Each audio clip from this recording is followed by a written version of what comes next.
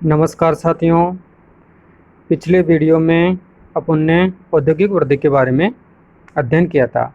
आज अपन नए वीडियो में यानी आपका ये सेकंड लास्ट चैप्टर है, इसके पश्चात एक चैप्टर और लेंगे, फिर आपका इकोनॉमिक्स बुक कंप्लीट हो जाएगा।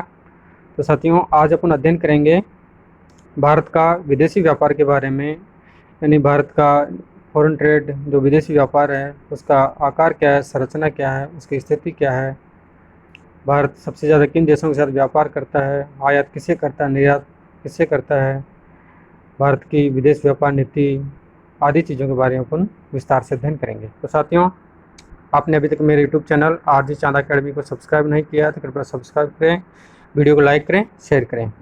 तो साथियों, बने रहिए हमारे साथ। देखते हैं आगे।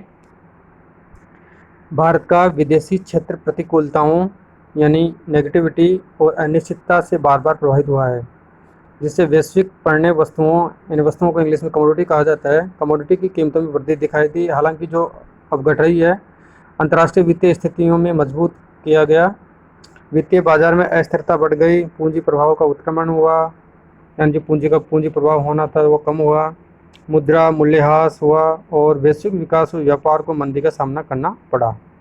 यानी ये फैक्टर, ये कारण भारत के सामने रहे थे, लेकिन वैश्विक विकास और व्यापार को मंदी का सामना करना पड़ा। हालांकि यह मैक्रो इकोनॉमिक फंडामेंटल और बफर स्टॉक की मजबूत स्थिति से इन विपरीत स्थितियों का सामना करने में सक्षम रहा है।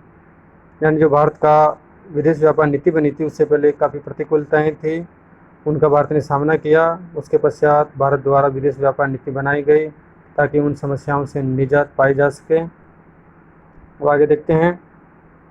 भारतीय रुपये में अंतर्राष्ट्रीय व्यापार समझौता। दोस्तों याद रखें कि ये कब हुआ था, ये जुलाई 2022 में। देखो, जुलाई 2022 में भारतीय रिजर्व बैंक यानी reserve bank of India RBI ने भारत से निर्यात पर जोर देने के साथ साथ वैश्विक निपटान के लिए अतिरिक्त व्यवस्था की अनुमति देते हुए परिपत्र जारी किया, जिससे अंतर्राष्ट्रीय मुद्रा के रूप में भारतीय रुपये में वैश्विक व्यापारिक समुदाय की बढ़ती रुचि को समर्थन दिया जा सके। इस ढांचे में भारतीय रुपये में निर्यात और आयात का इनवॉइस व्यापारिक भागीदार देशों की मुद्राओं के बीच बाजार निर्धारित विनिमय दर और भारत में अधिकृत डीलर बैंकों के साथ अधिकृत किए गए। यानी जो आरबीआई द्वारा यह कदम उठाया गया था, ये जुलाई 2022 में एक परिपत्र द्वारा उठाया गया था, जिसमें जो भारत की व्यापारिक समस्याएं थी, भारतीय रुपये का अन्य देशों की तुलना में कम मूल्य था, उनको संतुलित किया गया और अन्य प्रयास भी किए गए। तो आगे देखते हैं वोस्ट्रो खाता क्या होता है। साथियों देखो, तो बात करते हैं वोस्ट्रो खाता की।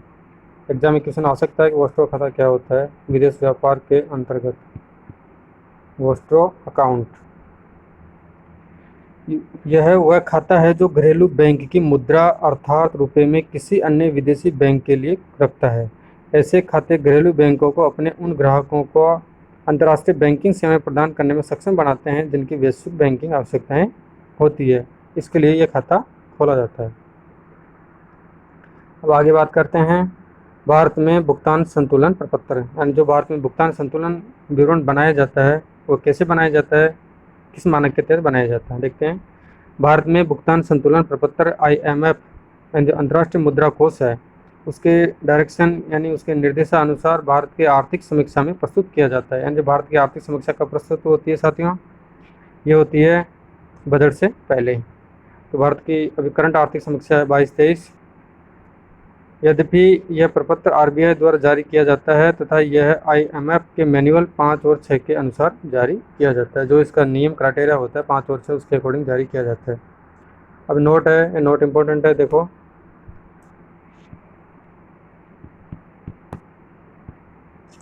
जब चालू खाता यानी करंट अकाउंट और पूंजी खाता दोनों का शेष ऋणात्मक होता है, यानी साथियों चालू खाता तथा पूंजीगत खाते का जो शेष होता है वो नेगेटिव या ऋणात्मक होता है, तो उसकी पूर्ति आरबीआई विदेशी मुद्रा भंडार से करती है। इसी प्रकार यदि दोनों का शेष धनात्मक यानी पॉजिटिव होता है तो वह राशि विदेशी मुद्रा भंडार में जुड़ जाती है।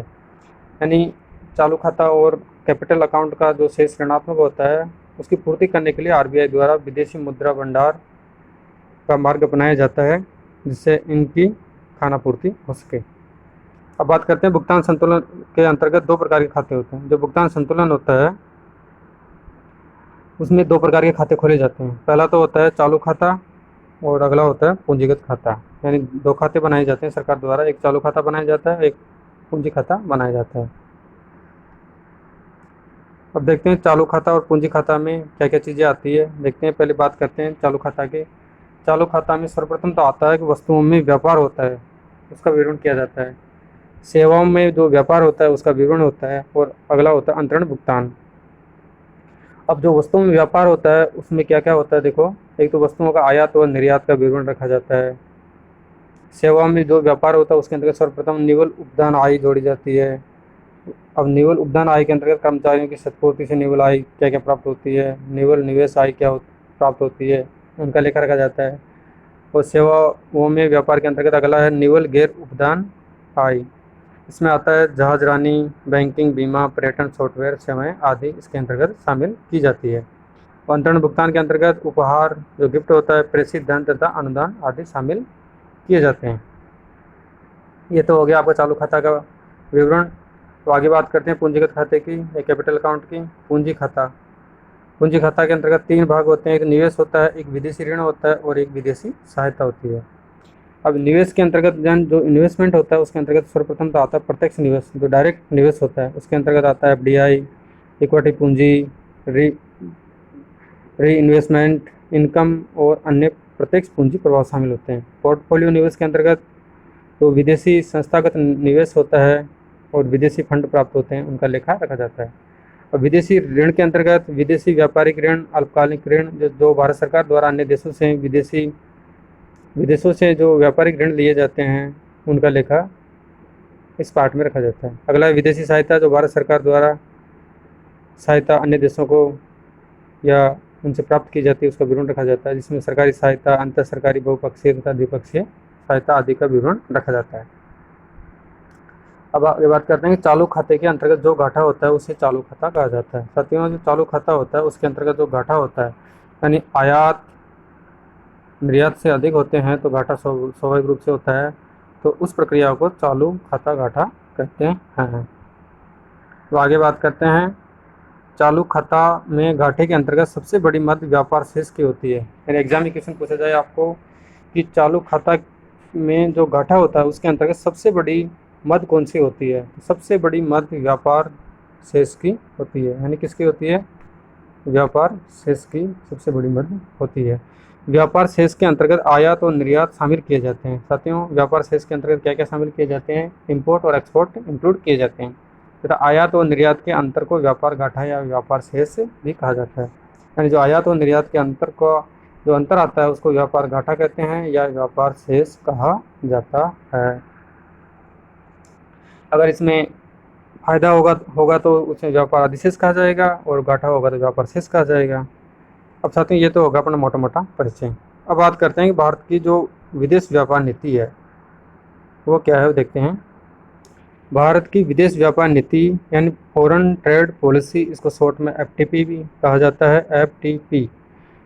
भारत की विदेश व्यापार नीति परंपरागत रूप से एक बार में 5 साल के लिए तैयार की जाती है। साथियों, याद रखें कि एग्जाम में क्वेश्चन पूछा जाए कि विदेशी व्यापार नीति कितने साल के लिए सामान्यतः तैयार की जाती है, तो सामान्यतः विदेशी व्यापार नीति 5 वर्ष के लिए तैयार की जाती है। कितनी की जाती है, 5 वर्ष के लिए तैयार की जाती है।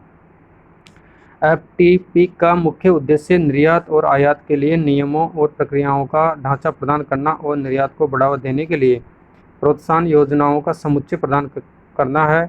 2015-20 के लिए भारत की नवीनतम विदेश व्यापार नीति वर्तमान में प्रचलन में है।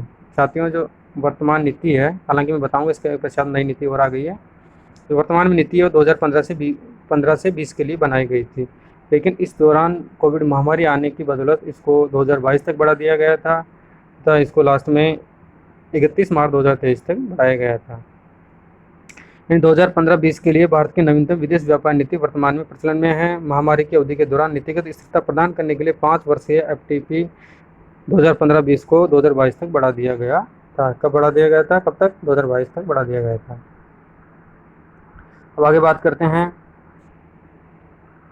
अस्थिर वैश्विक आर्थिक और भू राजनीतिक स्थितियों और मुद्रा में अस्थिरता के कारण नीति को मार्च 23 तक आगे बढ़ाया गया है। यानी जो विदेश व्यापार नीति थी 2015 से लेकर 20 तक थी, उसको 31 मार्च 2023 तक सरकार द्वारा आगे बढ़ाया गया था।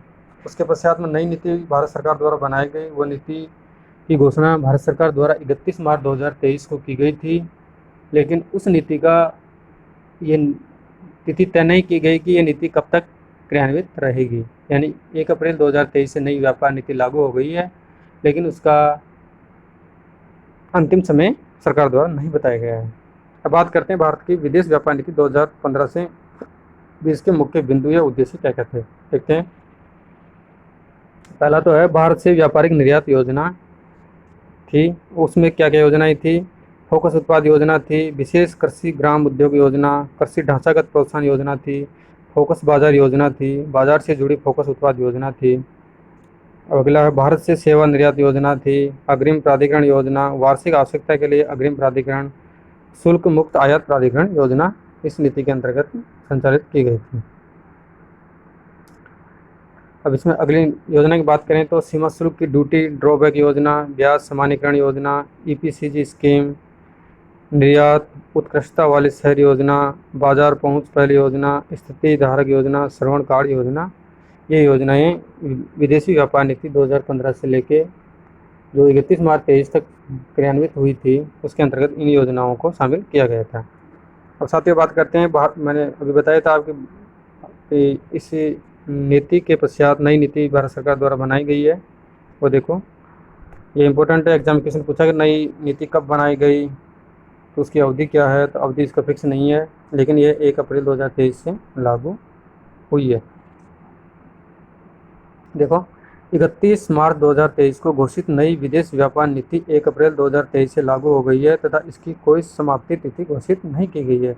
यानी ये नीति 1 अप्रैल 2023 से तो लागू हो गई है, लेकिन इसकी जो एक्सपायर डेट है वो सरकार द्वारा निश्चित नहीं किया गया है। ठीक है साथियों, यानी एक्सपायर डेट इसकी घोषित नहीं की गई है।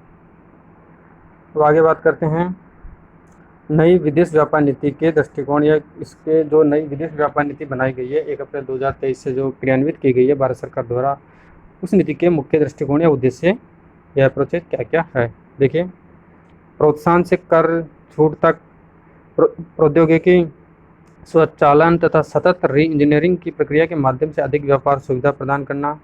विदेशी व्यापार नीति गतिशील और उभरते परिदृश्य के प्रति उत्तरदायी होगा। व्यापार और उद्योग के मुद्दों को हल करने के लिए परामर्शी तंत्र की स्थापना की जाएगी। विदेशी व्यापार नीति की भविष्य में सफलता के लिए वाणिज्य विभाग का पुनर्गठन या रीस्ट्रक्चर किया जाएगा। अब आगे बात करते हैं कि नई विदेश व्यापार नीति को निम्न 7 बिंदुओं के माध्यम से समझा जा सकता है। अब देखते हैं मोटे मोटे 7 बिंदु कौन कौन से हैं। यानी व्यापार करने में आसानी, लेन देन की लागत में कमी और ई पहल की गई है। निर्यात संवर्धन पहल की गई है, या निर्यातों को बढ़ाने के लिए प्रयास किए गए हैं। किनके माध्यम से निर्यात को इंक्रीज किया जा सकता है? निर्यात हब पहल के रूप में जिलों का चयन, यानी जो ज़िले मुख्यतः निर्यातक रूप में अपना कार्य करते हैं या वहाँ पे वस्तुओं का प्रोडक्शन काफ़ी मात्रा में किया जाता है, उन जिलों का निर्यात हब के रूप में चयन किया गया है। ई कॉमर्स निर्यात को बढ़ावा दिया गया है। विनिर्माण को बढ़ावा देने के लिए कदम उठाए गए हैं। निर्यात दायित्वों में चूक करने के लिए विशेष एक मुफ्त आम माफ़ी योजना अपनाई गई है। जो निर्यात दायित्वों के लिए जो टैक्स सरकार को चुकाया जाता है, उनमें अगर किसी व्यवसाय द्वारा चूक की जाती है या समय पर भुगतान नहीं किया जाता है, तो एक मुफ्त आम माफ़ी योजना की शुरुआत की गई है। स्कोमेट को कारगर बनाने पर जोर, लाइसेंस की प्रक्रिया पर भी जोर दिया गया है। अब साथ में लास्ट में बात करते हैं कि भारत द्वारा सर्वाधिक निर्यात किन देशों को किया जाता है और किन चीज़ों को किया जाता है, और भारत द्वारा सर्वाधिक आयात किन देशों से किया जाता है। देखिए साथियों, बात करते हैं भारत द्वारा सर्वाधिक निर्यात वाले देश। पहले नंबर पे तो है अमेरिका, यानी सबसे ज़्यादा निर्यात भारत। एग्जाम में क्वेश्चन पूछा जा सकता है कि भारत द्वारा सबसे ज़्यादा निर्यात किन किन देशों को किया जाता है या किस देश को सबसे ज़्यादा किया जाता है। ध्यान रखें कि सबसे ज़्यादा निर्यात तो पहले नंबर पर अमेरिका को किया जाता है, उसके पश्चात यूएई यानी संयुक्त अरब अमीरात को किया जाता है, उसके पश्चात नीदरलैंड को किया जाता है, उसके पश्चात चाइना को किया जाता है और लास्ट में सिंगापुर को निर्यात किया जाता है। यानी ये टॉप 5 देश हैं। और अब बात करते हैं कि भारत में सर्वाधिक किन चीज़ों का निर्यात किया जाता है। देखिए, पहले नंबर पर तो भारत में सर्वाधिक निर्यात पेट्रोलियम उत्पादों को किया जाता है और दूसरे नंबर पर ज्वेलरी का किया जाता है। यानी पहले नंबर पर पेट्रोलियम का किया जाता है और दूसरे नंबर पर ज्वेलरी वस्तुओं का निर्यात इन देशों को किया जाता है।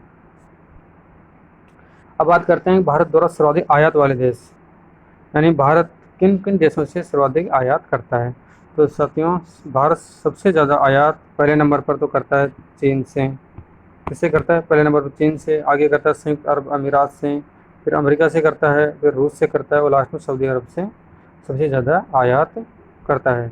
तो साथियों, आपका ये विदेश व्यापार नीति मैंने एग्ज़ाम के हिसाब से या दृष्टिकोण से आपको बता दिया है। इससे बाहर क्वेश्चन जाने के चांसेस बहुत कम है। और रही बात ये डाटाओं की, आंकड़ों की, तो आंकड़े आप आर्थिक समीक्षा में पढ़ें।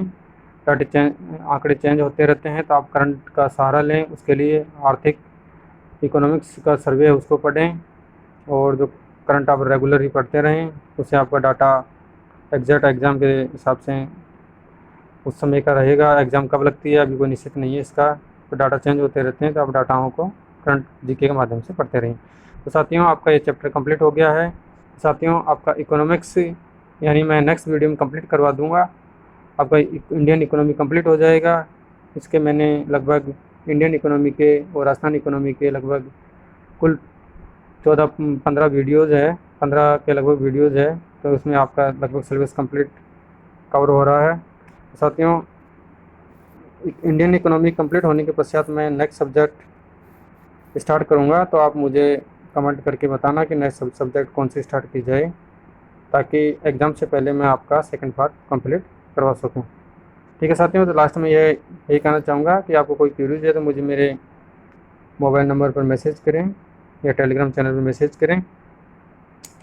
और किसी भी साथी को PDF चाहिए, यानी इकोनॉमिक्स की और ऑडिट की PDF मेरी कंप्लीट तैयार कर रखी है, तो किसी को चाहिए तो मुझे मैसेज करें। मात्र नॉमिनल चार्ज पर मात्र 100 रुपये में आपको प्रोवाइड करवाऊँगा। ठीक है साथियों, आज के लिए इतना ही। Thank you.